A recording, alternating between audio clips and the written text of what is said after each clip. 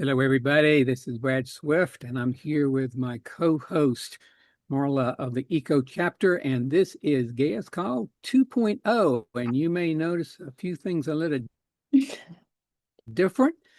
One, we don't can't really tell where Marla is calling in from, and I'm calling in from my temporary outdoor office since my wife and I have moved downstairs from our home to a much smaller apartment, which does not have an office. So I'm out here on the deck. So if you pick up any sounds like crickets or traffic, or maybe even Rascal, who's down there at my feet, contributing, just include that as part of the podcast. So, Marla, hi, how are you? And where are you this week? Hi, Brad. No, I love your office. It's awesome to see you all outside, except I do miss the big love thing that you had at the back of your cupboard. I think you should put that somewhere. I'm still in Sri Lanka, so I I'm will, still here. I can probably put it up there on the framework Yeah. there. So, yes, I'm sorry, go ahead. Yeah, I'm still in Sri Lanka. So I've been here now 4 months. Yeah. You should Wow, come. You should come super, visit me. super good. Yeah, I'm still waiting for teleportation. Right. Yeah, me too. Once that technology is available. Yeah, I'm sure there'll be So one today day we're where you going will to see the two of us in the same frame because we'll finally be in the same room. But until then, this is us. yeah. And as we've noticed in our pre-calls, we do, prior to each of these, there is a little bit of hesitation. So we might, because of that hesitation, step over each other verbally. So again, just include that as well. Today we're going to explore, kind of continue a conversation exploring that we picked up initially from the wonderful conversation we had with Amanda Scott on Trutopia, and particularly the power of stories to affect change and to shape our lives and our future. And I want to start that inquiry today with a quote from a book I wrote back. There's some debate whether I wrote in 2015 or 2017, but somewhere a few years ago itself.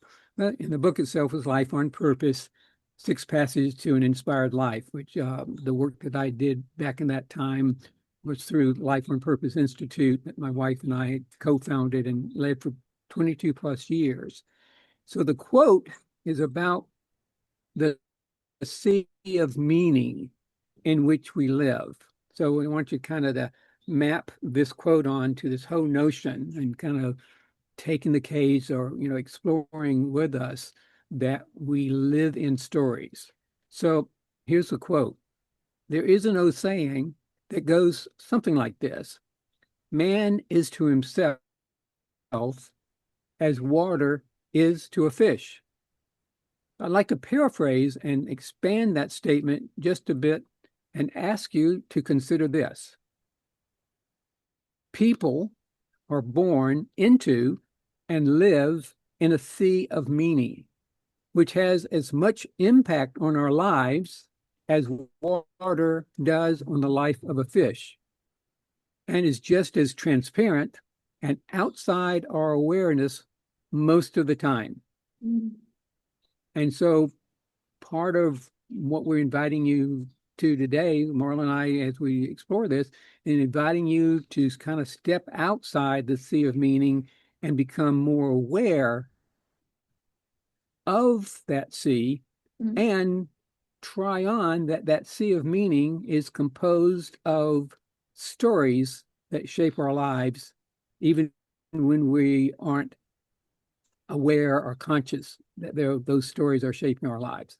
So that's the lead into this. Marla, what do you think about that?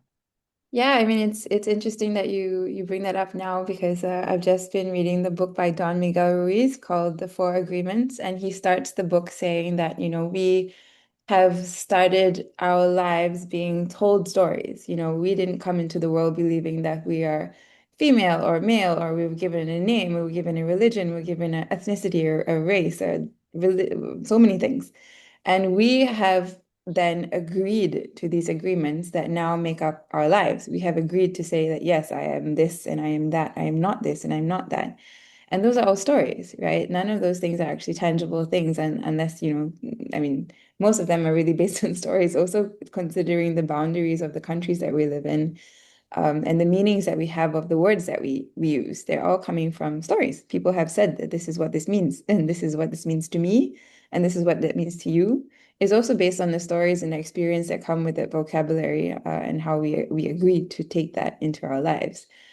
So yeah, it's super interesting, and it's also very unconscious, right? We also don't really think about what are the stories that I agree to, and it's also interesting that we kind of put ourselves in these bubbles of saying like, oh, I am like this, I'm a very shy, timid person, I am an introvert.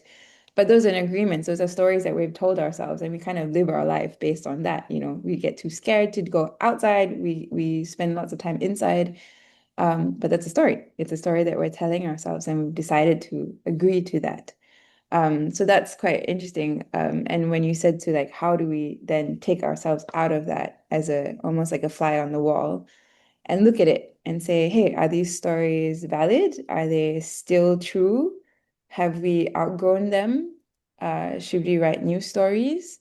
And that's kind of interesting because like I guess we're all like we're both working on these whole ideas of yours is the four great truths and the four great untruths, and I'm working on the better future narratives, right? How do we look at stories and the stories that we've agreed to and the stories that the world is telling us that is true? And how do we rewrite new stories that are going to kind of take us out of this polycrisis and build us a new, better future where it's not such a mess. And I think that also goes back to what Manda Scott was saying in our last podcast episode, right? When she talked about Throughtopias, this whole idea of how do we change these stories where we can work through what these stories actually mean in today's world and possibly rewrite new endings, new futures. Yeah, yeah. It's interesting you brought up the book, The Four Agreements, because I've thought about it a number of times. I haven't read it recently, but read it years ago when it first came out. And I think at some conscious level, I probably was thinking about that when I was starting a year and a half ago or so now, writing about the four great untruths and the four great truths, to try to come up with a framework that was simple enough that anyone could try that on and explore it in their own lives. And kind of the nature of the type of work that I've done for almost half of my life now, if I was going to offer that to the world, I needed to kind of be willing to put myself in that. So for over a year now, I've, kind of have been living as though, I actually even have that in my morning vow. I'm living as though the four great truths are true Mm. and real, and will, really reframe and reshape the direction that my life goes and other people's lives could go, and collectively where we could go culturally to create a more regenerative type of life and culture itself. In fact, we often talk, we at the our pre-call, Laura and I were talking about, the title of our podcast is Gaius 2.0, but it's also regenerate, in regeneration, because it's really about regeneration, the creating of life versus the extraction and taking away of life itself. And again, the four great truths are a part of what can lead us, to that framework itself. And if we don't start creating new, more positive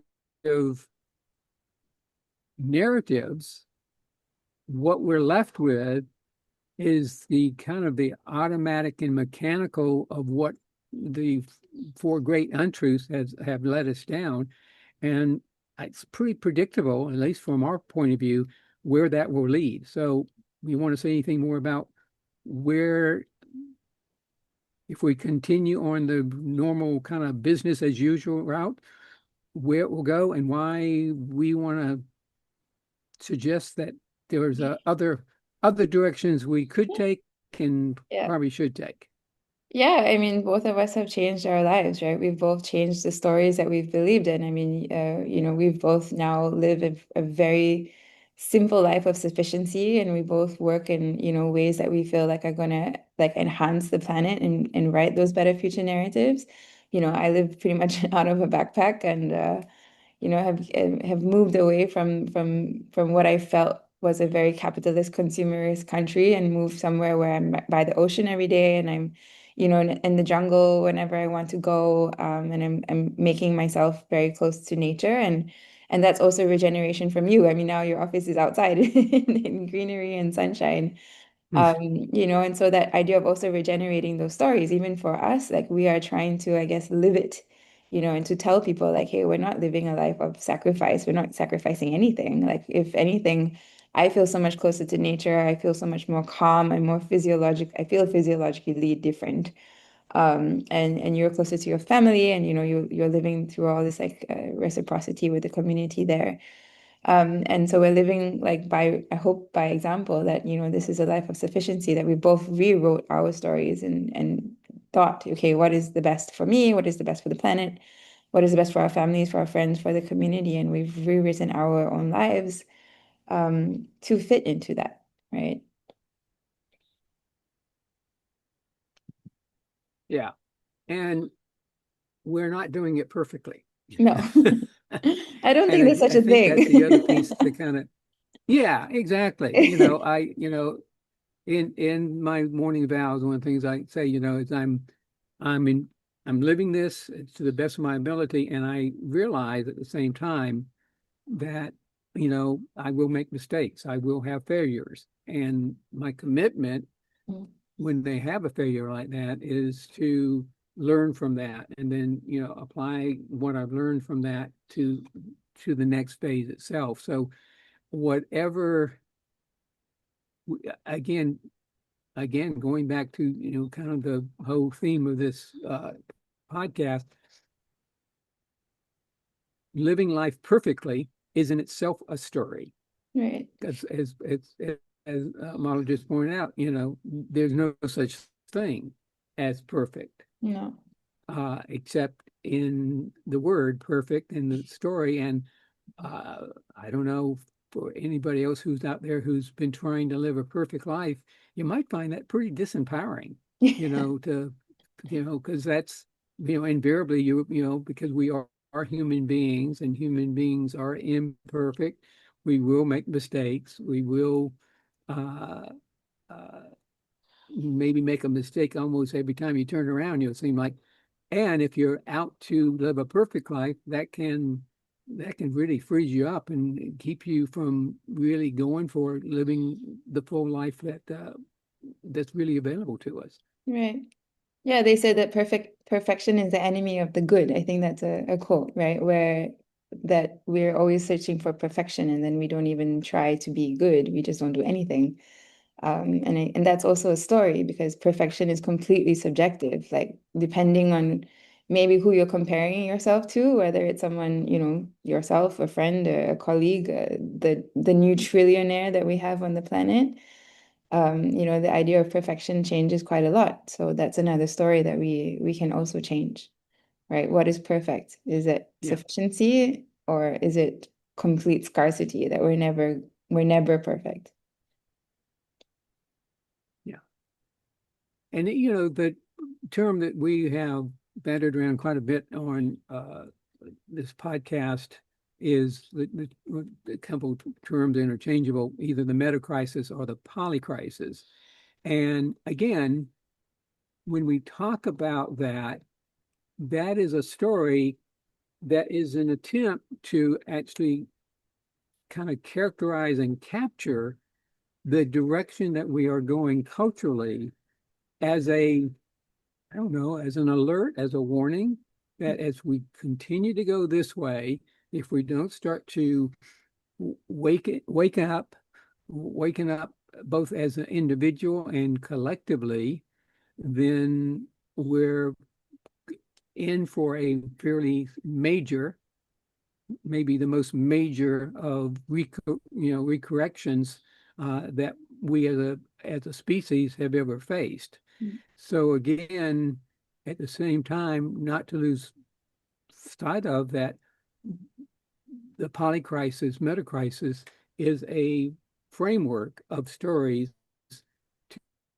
to help us navigate ourselves back on track. Right. I mean, if you look at the work of Joanna Macy, she's been talking about this whole idea of business as usual, where we're doing everything that we're doing now without any changes, and then we could either take left or right, the blue pill or the red pill, right? It's either we move towards the great unraveling, where it's really like totally out of control and like we're at a place that we cannot get any better, and we're moving towards a complete systems collapse. Or we can move towards the, the great turning, where we all kind of start to see that maybe the system that we're in right now is not working, and we have the polycrisis where there are so many crises happening at the same time. So there must be something very wrong with the way that we're working at the moment, and the stories that we're telling each other, and the stories that we're agreeing to comply with, and this life that we're living, and then kind of moving towards that whole idea of a new story, right? Yeah. And before we close out, also want to weave in something that I came across and I shared with Marley the other day. It was a podcast and YouTube channel by two different people that I've been following. Nate Hagen hosted his podcast, The Great Simplification. He's been doing this for, gosh, years, maybe a decade or longer. And he had on his show Rob Hopkins. And on the one hand, that to me was like two individuals that I greatly respect and the work that they're doing around the polycrisis, but in a way, kind of like two different ends of the spectrum. Uh, Nate Hagen is, very engineered, scientific basis, really pointing to the, peak oil issues and this and that, and really getting down to the facts of the matter around the polycrisis. Rob Hopkins, on the other hand, is kind of a futurist storyteller. His current thing that he's been doing for quite a while now is traveling to the future, where and then coming back and sharing with us how the future, and I think right now he's working primarily on 2030, coming back from the year 2030, where we have put every effort into making the changes necessary to avoid the most severe case of the polycrisis, and how it worked out and how it looks.